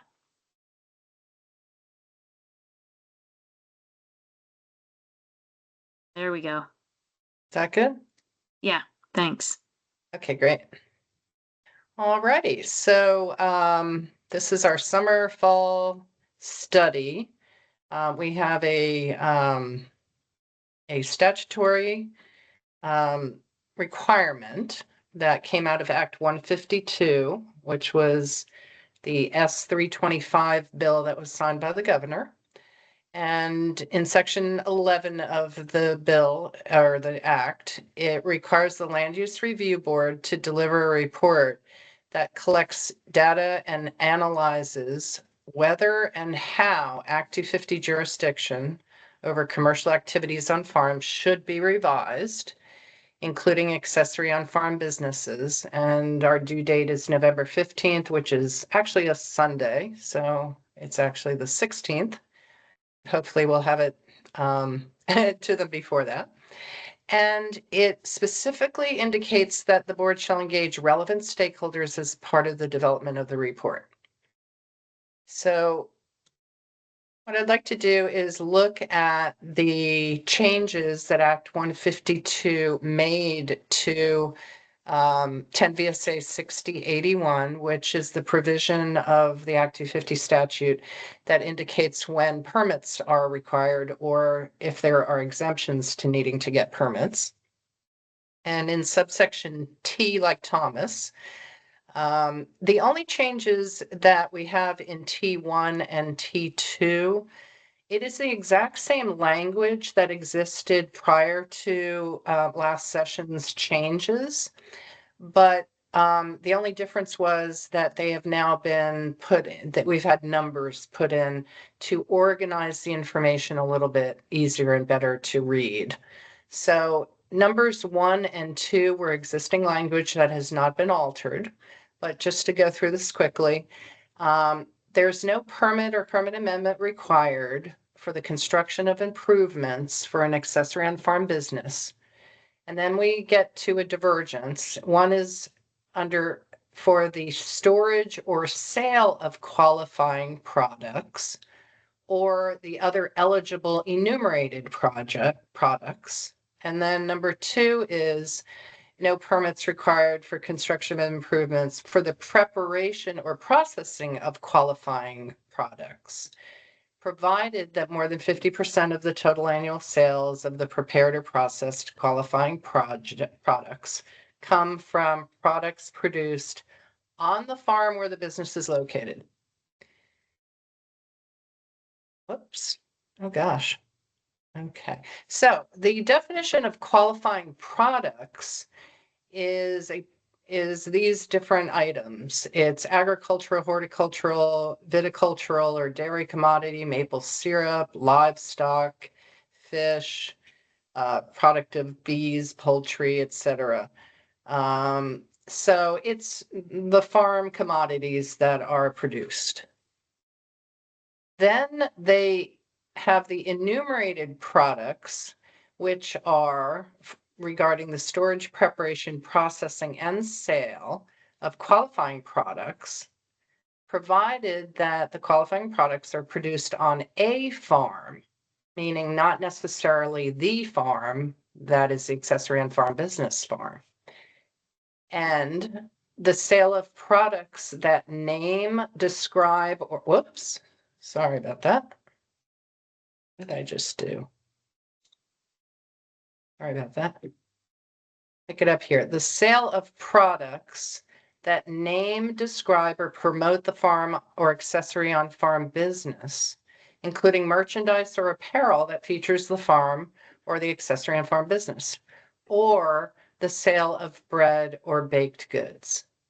So these are the other products, these t-shirts or other merchandise that feature the farm or bread or baked goods. Now, those were expansions of the original qualifying products. Now, going back to the exemptions in 6081 to look at T3, and this is a section that has been changed by Act 152, such that no permanent amendment is required for the construction of improvements for an accessory on farm business of educational, recreational, or social events that feature agricultural practices or qualifying products or both. And then the statute says types of events may include concerts and farm stays with 5 or fewer dwelling units. But then it has a qualification. In order to qualify for this exemption, the accessory on farm business shall not have noise exceed 70 dB at the property boundaries, and B, oh gosh, sorry, and B, have elements that continue past 10 p.m. But then in T4, we also have another provision that defines feature agricultural practices or qualifying products means that a host farm's agricultural practices or its qualifying products are a substantial component of any educational, recreational, or social event the accessory on farm business hosts. So this section here is new language that was put into the statute as of last session. So primarily it's about these events that the change has occurred. And it references 24 VSA, which is the section regarding, well, municipal zoning more than anything else, but it has embedded there a definition that is important because it defines educational, recreational, or social events that feature the agricultural practices, qualifying products, or both. And it talks about such events may include tours of the farm, farm stays, tastings and meals featuring qualifying products, and classes or exhibits in the preparation, processing, or harvesting of qualifying products. And then it talks about farm stay, what that means. It's overnight accommodations with the purpose of participating in educational, recreational, or social events. So this provides a basis for sort of these base definitions. But I think that we need some clarity surrounding this language. And in order to be able to regulate and have clearly defined boundaries of what is meant by the statutory language. So the question becomes, what can we do to clarify this language so that our district coordinators are able to determine jurisdictionally whether something is an AOFB and all of the provisions now that they're having to interpret that are contained in the statute. So I think that we need some clarity on what qualifies an activity as an event versus an ongoing operation. What is the difference between, for example, the number 2 bullet we have? What's the difference between providing meals and operating a restaurant? When is something a restaurant and not an accessory on farm business? And what qualifies as featuring? What does it mean that it has to feature agricultural practices or qualifying products or both? So I wanted to take you through 3 slides to show you in the 2023 report, there were 3 recommendations made. And one of them was about clarifying definitions of these various terms. And I have made these green because these are options that have been worked on and clarification has been provided in terms of aligning the standards in Title 24 and Title 10 and the required agricultural practices. There was a shift in focus from the total annual sales of qualifying products or the weight or volume of the agricultural products to determine whether they are principally produced. There has been an allowance for AOFBs to sell the more qualifying products that we looked at a moment ago that expands that to the memorabilia, t-shirts, and other items that can be sold that are not farm food products. And that goes hand in hand with the expansion of the definition of qualifying products. I was not privy to how much AAFM educational outreach has happened, but they do have a very useful website on AOFB with frequently asked questions and how do you determine step by step, are you a farm, how do you qualify, etc. So it looks like they are working hard to support our farms. The other recommendation in the 2023 report were 3 options about more precisely defining what types of businesses qualify. And there was a question or an option about distinguishing between educational, recreational, or social events. And I think that there has been some clarification on that score. B was specify whether restaurants and or wedding venues constitute accessory on farm businesses and or establish appropriate limitations. I think there have been some limitations that have been built in. But I made these yellow, not green, because I think some action has been done in that regard. And then there was also a suggestion that we define AOFBs on a use basis. So as you know, Act 250 jurisdiction is triggered with the construction of improvements. And so this was a different way of looking at it, basically. The very last slide of options was sort of an either or. There were 3 ways to go on treatment of AOFBs by Act 250. One was just to maintain the status quo and do nothing. One was exempting AOFBs under defined circumstances, and the other, sorry, catch. And the last one was exempt all AOFBs from Act 250 jurisdiction in whole. And it appears that the state has pursued B to exempt AOFBs under defined circumstances. In terms of data collection and analysis for this report, we do have from the 2022 AOFB study, there was a survey that was sent out and 78 responses were obtained from farms, most of which were involved in AOFB businesses. And it's useful on some matrices, not all, but I think it did give a good basis of information to be able to move forward.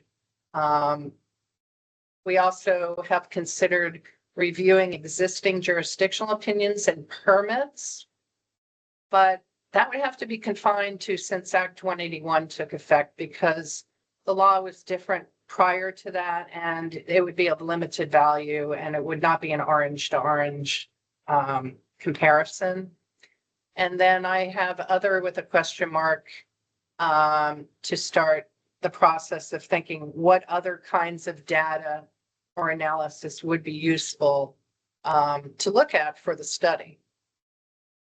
I had a conversation with Kirsten and I met with our district coordinators earlier today to get their thinking caps on about what we can do in terms of our stakeholder engagement, because trying to get in their brains and understand the challenges of utilizing or trying to interpret and actually figure out how one is to determine what the boundaries are, how to address folks coming in and asking about jurisdictional opinions in this arena. For example, a lot of the conversations centered around the idea that, oh, gee, there is a sound standard now of 70 dBA at the boundary line of the property. That precipitated a lot of conversation about, look, there are a lot of, well, first of all, sound standards in Act 250 have come up through case law because they are very site specific, project specific. And so while there is, in the Corey area, there was a 55, 70 dBA standard. 70 was at the property boundary, 55 were at areas of frequent human habitation, like your front porch of the neighbor's house. Those really arose through case law with specific circumstances. They have a concern that just a blanket 70 dBA standard is concerning in terms of its fairness to the actual project or AOFB, because there are some that have a neighbor very close by, and there are others that are really, no one is around for quite an area. And so it is a statutory requirement or statutory provision that if that's what needs to be exercised in terms of our regulations, it was difficult and did not seem all that fair to our district coordinators in terms of being able to apply that to varying circumstances. So we got them thinking. I asked if they could give some time and thought to how we go about supporting our farms, making sure that working lands stay as working lands, and really had a very good conversation with them. They're very thoughtful about this, and they understand how important supporting our farms are, but also making sure that they give proper thought and are consistent in the implementation of not only the new statutory provisions like the 10 p.m. is the end time frame for this. And, they were asking me questions like, what does that mean? That the band has to stop at 10? Does it mean that everybody has to be gone from the site by 10 o'clock? Those factual scenarios that come up. And what do we do about enforcement, for example? The provisions about the sound standard and also the time period. It says to qualify for this exemption, you have to stop by 10 o'clock and it can't be louder than 70 at the property boundary. So they were like, well, what happens if, the neighbors call and say, well, it's 11 o'clock now. Now is it under Act 250 jurisdiction? Because statutorily it was written as an exemption from Act 250 jurisdiction. Or do they get, a ticket or you know what I mean?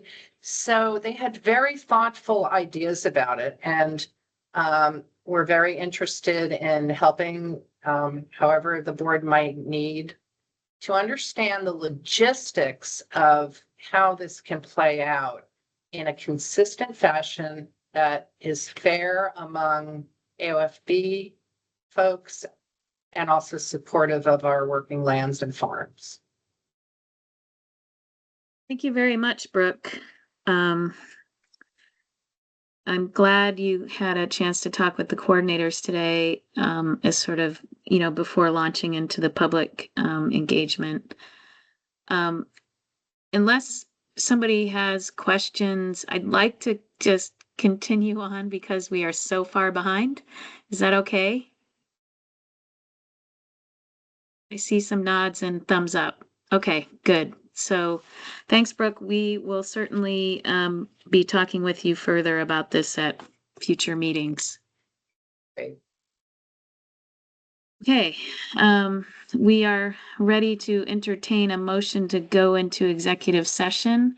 And I would just like to add that we do need to discuss a personnel matter before returning to our regular meeting here. So I would like whoever makes the motion to include that in the motion. Alex?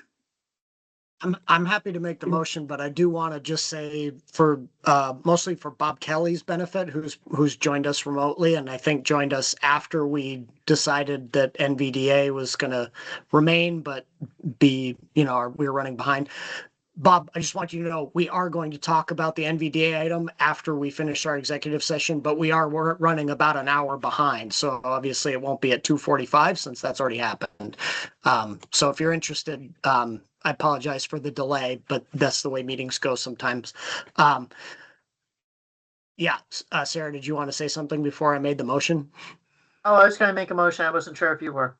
Well, you're queued up. Go for it. All right. The board needs to discuss pending and probable Act 250 appeals and enforcement actions, personnel and staffing matters, and have confidential attorney-client communications on these matters. I move that we find that premature knowledge of these matters would place the board at a substantial disadvantage and enter executive session. Second. Okay, any discussion on that motion? Okay. All those in favor, please say aye. Aye. Aye. Aye. Hi. And that is 5 of us. So we will enter executive session and return to this meeting as soon as we possibly can. So stay tuned, everybody. Thank you. So they go into a different zone. Yes. Unless we both leave and then they stay on. Well, but. No, No. I take that back. If there was actually a board member in this room, if we leave, they don't have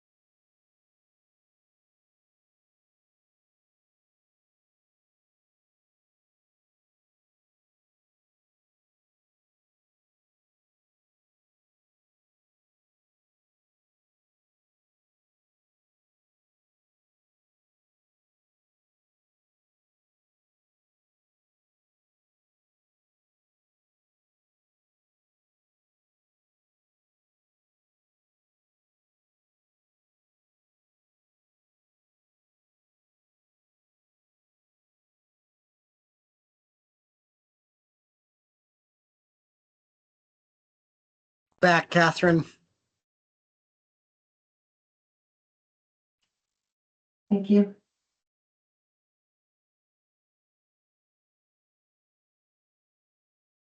Hey, Kirsten. You're here. Everybody's here. All 5 of us. Okay. Just, Sarah, I believe you have a motion in terms of an appeal case. Go ahead. Yep. I move that the board authorize the legal team to notice an appearance in docket number 26-ENV-00066. Brooke, I'll second the motion. thank you.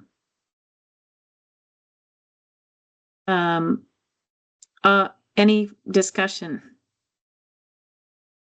All those in favor, please say aye. Aye. Aye. Aye.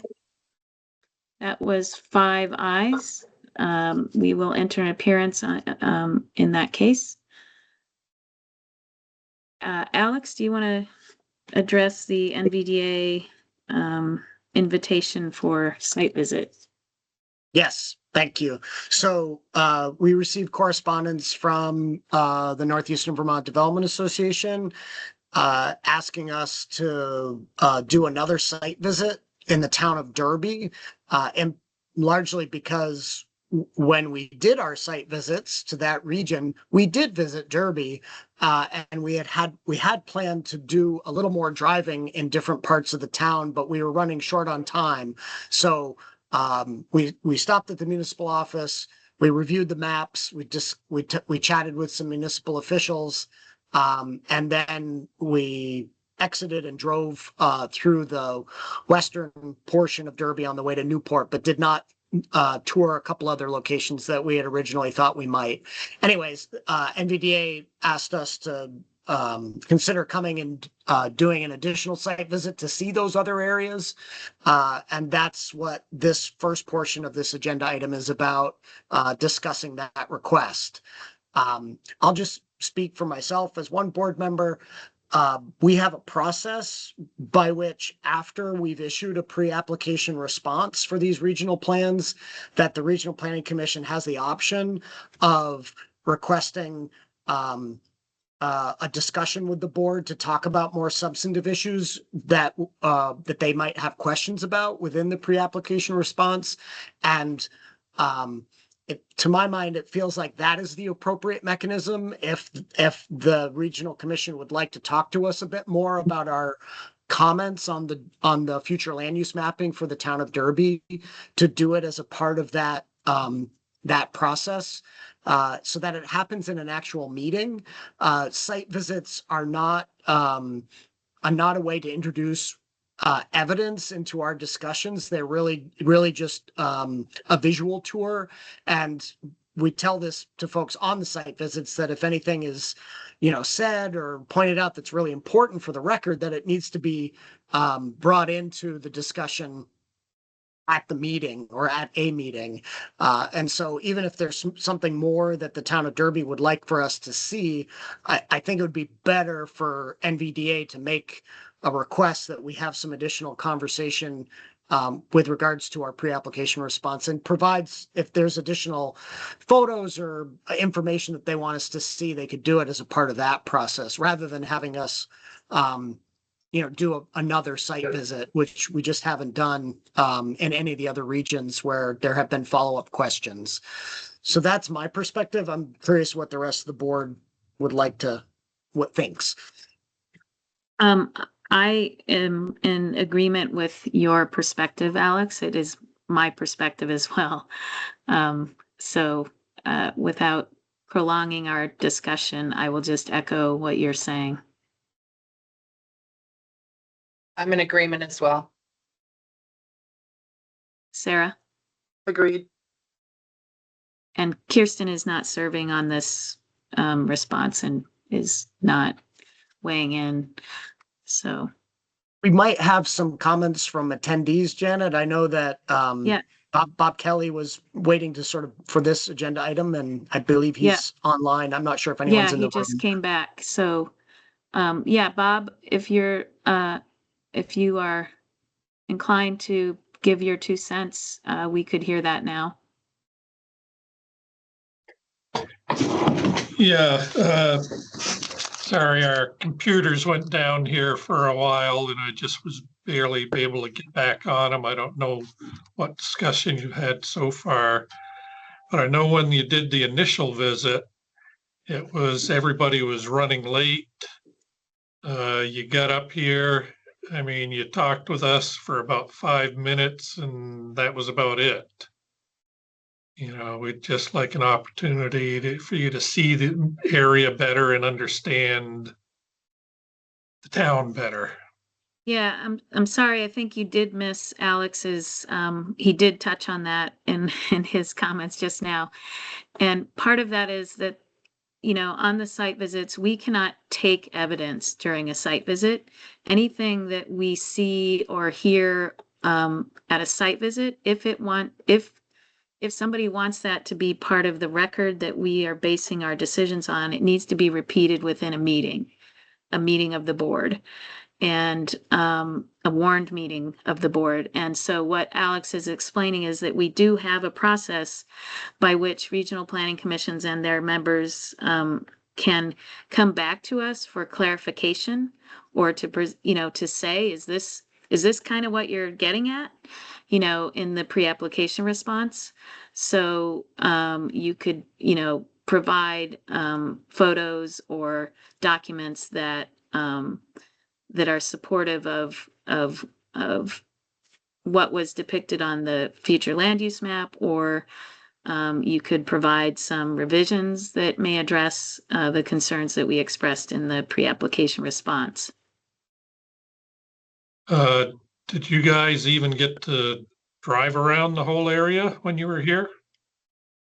Yeah, Bob, I was explaining that when we arrived in Derby, we were coming from West Charleston, so we drove into Derby from that direction. And after we met with folks at the town office and reviewed maps, we then drove to the west towards Newport. And so we saw that portion we saw the village center and then the westerly portion on the way to Newport. But what we didn't do that we had originally thought of doing was taking a ride out by the pond and north of the pond, both areas that were discussed and mentioned in our pre-application response for the growth center mapping in Derby. So that was the extent of the site visit in Derby. And yeah, what I was explaining before, as Janet said, is that I think the best way for NVDA and Derby to present anything additional would be to do that through a request, and then we can get you scheduled for one of our upcoming meetings and see any additional information you want to provide and take any questions you might have to help clarify the response we provided. You say you went west towards Newport. Did you view the golf course area and the property south of the golf course? We did not. Okay, yeah, I guess that's what we're asking is, you know, we wish you would have viewed those areas rather than just looking at maps. So Bob, in some of our regional planning commission reviews, we didn't well, at least for Chittenden County, we didn't even conduct site visits. They did sort of virtual site visits for us for areas that they wanted us to see. And in none of the regions were we able to see everything.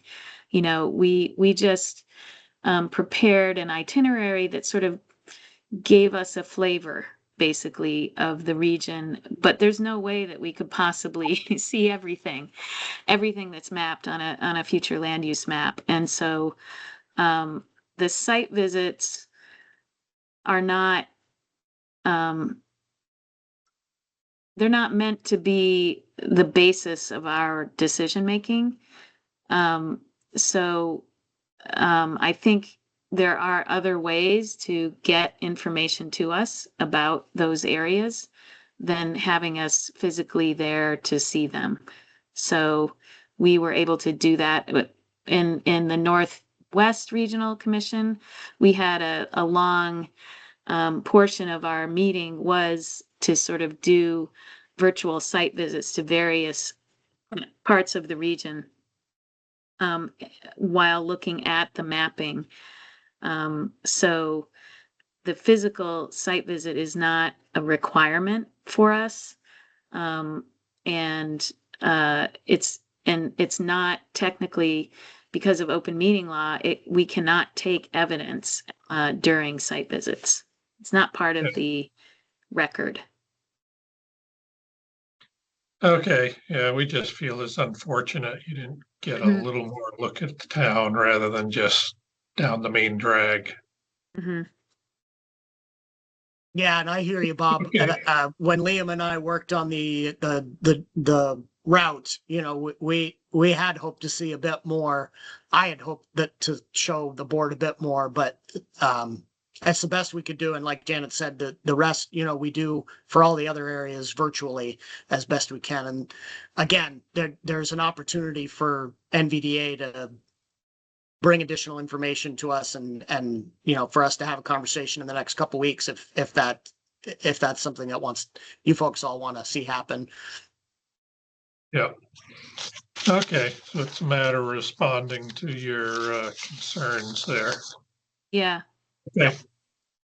So we added another agenda item, Janet. It's not the same as this, but is definitely an NVDA item. I don't know that we gave it a title, but I think it's sort of a continuation of our mandatory provision conversation, that, you know, after the NVDA response went out, you know, we started seeing that these mandatory provisions deserve more scrutiny. And so I think Brooke in particular identified a couple of pages in the draft NVDA plan that that she was concerned about. And maybe Brooke, do you want to describe that? Sure. My concern was on pages 18 and 19 of the draft plan, which the PDF page numbers are 28 to 29, I believe. And it had to do with the general rural ag and forestry and rural conservation land use categories. And when I was examining after a couple weeks of beginning to understand and give more scrutiny to these mandatory provisions, I felt that there was some mandatory prohibitions or unqualified statements around the sensitive rural lands, with statements like they shall not be developed, or they shall not be expanded if there is development that exists. And while it appears to primarily be targeted at commercial and industrial, there seemed to be some language that was even broader than that in terms of kind of the shall not develop certain areas if they contained an attribute of sensitive lands or fragile areas, for example, or if they were headwaters. And so I just felt a little bit concerned in the overbroadness of that language on those two pages. And I wanted to just bring it to NVDA's attention or see if the board felt similarly. And I know we have differences of opinions about it, but it just gave me some pause for concern, and wanted to be sure to give some feedback on it before the second adoption hearing was completed, so that NVDA had the opportunity to examine that language and to be sure that either it was reflected in the town plans or they gave more explanation about why those provisions were inserted there. Thank you, Brooke. Liam? Yeah, so this is not a new provision in our plan. Obviously, it's new for the LURB, but it comes from our prior regional plan, and it is meant to be a complement to our policy on utility scale wind. And it's meant to say that large scale industrial and commercial activity are not suitable for these types of rural sensitive lands, including but not limited to the utility scale wind. So it was developed in concert with our wind policy by our board around 10 years ago, maybe 8 years ago. And it was what they believe should be regulating the Act 250 proceedings in these sorts of sensitive rural lands. So it's meant to be mostly in terms of Act 250 review and not affecting smaller projects.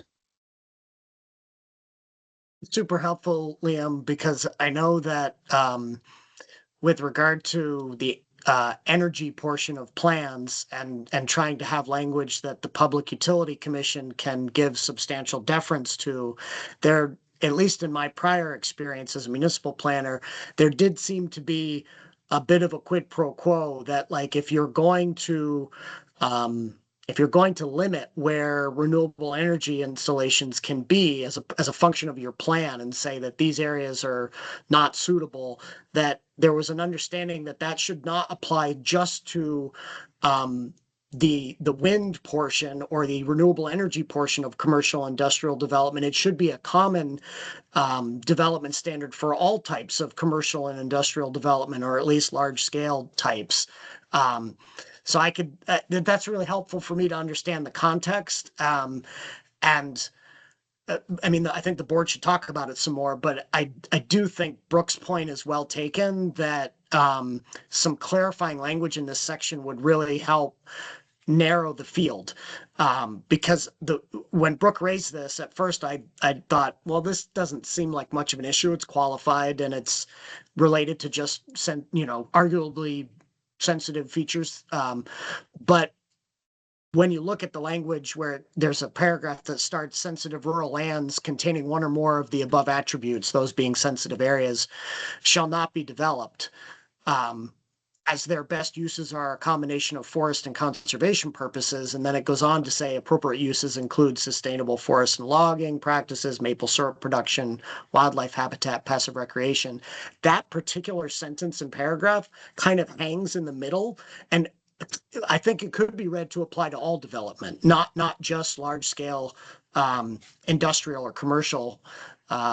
So I think clarifying that would be helpful, and also understanding that the lands containing one or more of the following attributes, these sensitive areas, is a pretty long list, and some of them apply, from our experience, appear to apply to almost everywhere. Headwaters in particular, just the term headwaters could potentially tag most of the land in a particular region. At least that was my experience when I was working on the Tier 3 provisions that ended up getting repealed. We found that headwaters needed to be refined down quite a lot. Otherwise, it covered nearly 90% of the state.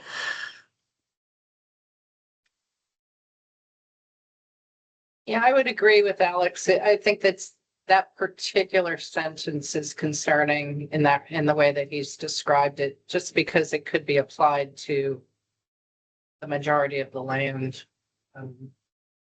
So I just wanted to share that information. We didn't come to that realization before the pre-application response went out, and wanted to be sure. I felt it was important to give you a heads up on it.